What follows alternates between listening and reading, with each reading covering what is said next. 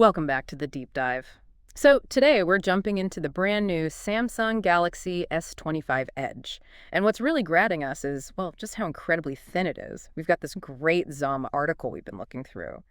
And our mission really is to break down the key features for you, the innovations, but also, yeah, the trade-offs involved in making it so slim, because this is Samsung's thinnest non-folding flagship ever.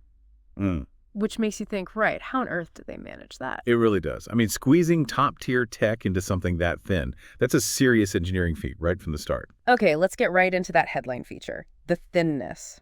The article confirms it's just 5.8 millimeters. Honestly, that's hard to picture. It really is remarkably thin. And it seems like Samsung really focused on this internally. The code name was all about edge, wasn't it? Yeah, but a different kind of edge this time. Not about the screen curve, but purely the physical thinness. Right, purely the slim profile. Which leads to an interesting point the article raises about marketing it. Oh. It sort of suggests that, seeing pictures is one thing. Yeah. But you really need to actually hold it to appreciate how different it feels. The visuals might not quite capture it. That makes sense. You can see thin, but feeling it is something else. And here's something else that surprised me, tied to that feeling, the weight.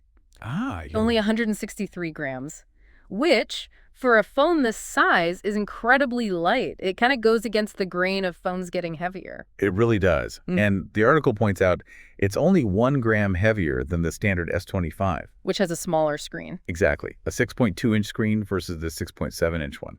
It says a lot about the materials and internal design, though it's worth noting, as the article does, it's still thicker than, say, their Tab S10 or an unfolded Z Fold 6. Sure. Different categories. So what's actually inside this super slim phone? The article basically says it's like a slimmed down S25 Plus. Pretty much. Performance-wise, you're getting that top-level experience. It's got the same big 6.7-inch Dynamic AMOLED 2X display, Samsung's best screen tech. Vibrant colors, great contrast.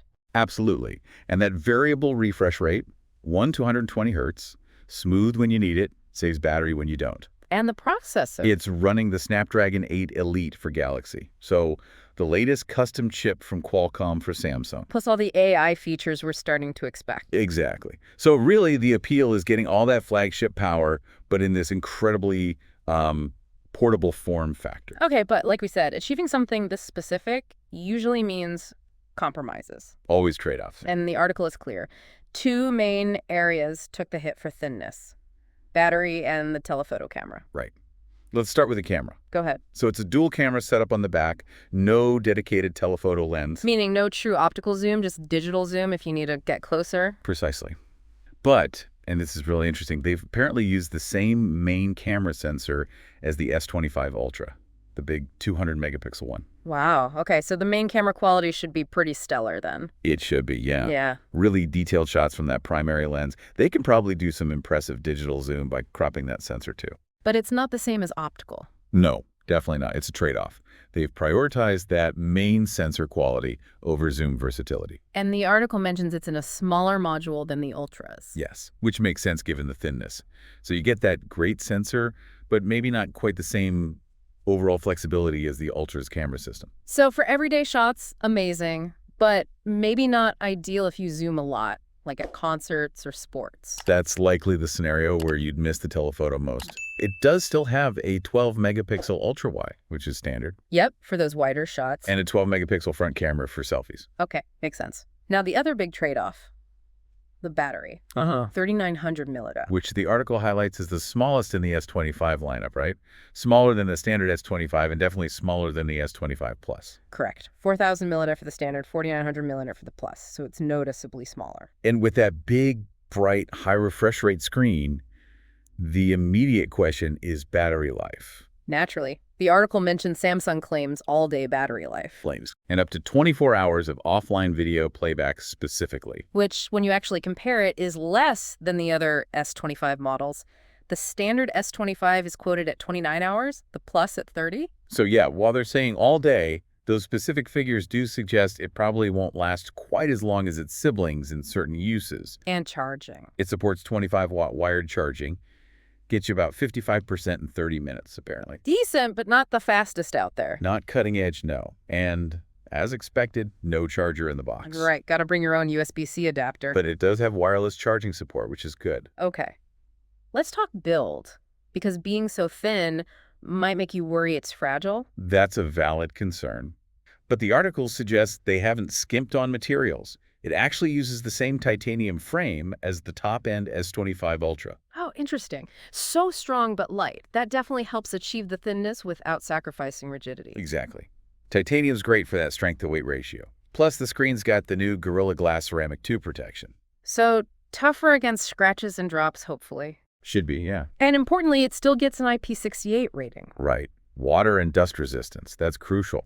It shows that despite the thin design, it's not necessarily delicate. Yeah, that combination of premium materials and decent durability rating is reassuring. It definitely helps counter that potential fragile perception. Okay, what about software, colors, dimensions? Software-wise, it'll ship with One UI 7 based on Android 15, so the latest stuff. Good. Titanium silver, titanium black, and one called icy blue titanium. Sounds quite nice. And the exact dimensions, just to hammer home how thin it is. Listed as 158.2 by 75.6 by 5.8 millimeters.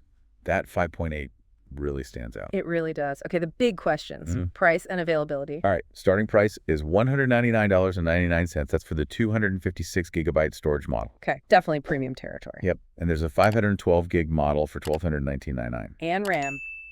Both versions come with 12 gigs of RAM, Mm-hmm. which is plenty, should keep everything running smoothly. And when can people get it? Release date is set for May 30th.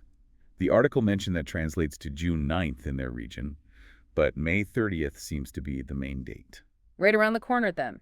Now, there was something else interesting in the article about context competition. Ah, yes, the positioning against Apple. Exactly. It frames the S25 Edge as a competitor to the upcoming iPhone 17 Air. Which is fascinating. It suggests this isn't just Samsung doing its own thing, but potentially part of a wider trend towards these ultra-thin phones. Like maybe Apple's planning something similar with an Air model and Samsung's getting out ahead? Could be. It signals that other big players might be exploring this design philosophy too. Yeah. It might be the next big thing in flagships.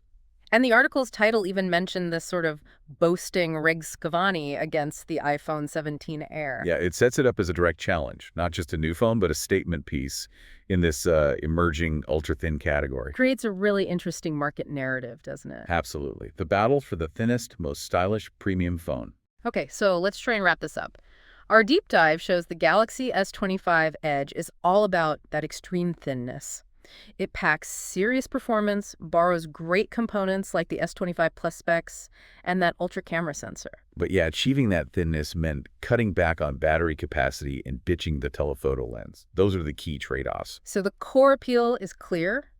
It's powerful, incredibly light, incredibly sleek. It feels different. Exactly. A premium experience and a unique form factor that really stands out. Which brings us back to the question for you, listening. Are those trade-offs worth it? Is losing some battery longevity and that optical zoom worth getting that unparalleled thinness and lightness? What do you prioritize most in a phone's design versus its absolute capability? And maybe a final thought to leave you with. If this is a trend, if other manufacturers follow suit with ultra-thin designs, how might that change what we expect from smartphones overall in the next few years? Will thinness become the new benchmark? And what other compromises might we see companies make to get there?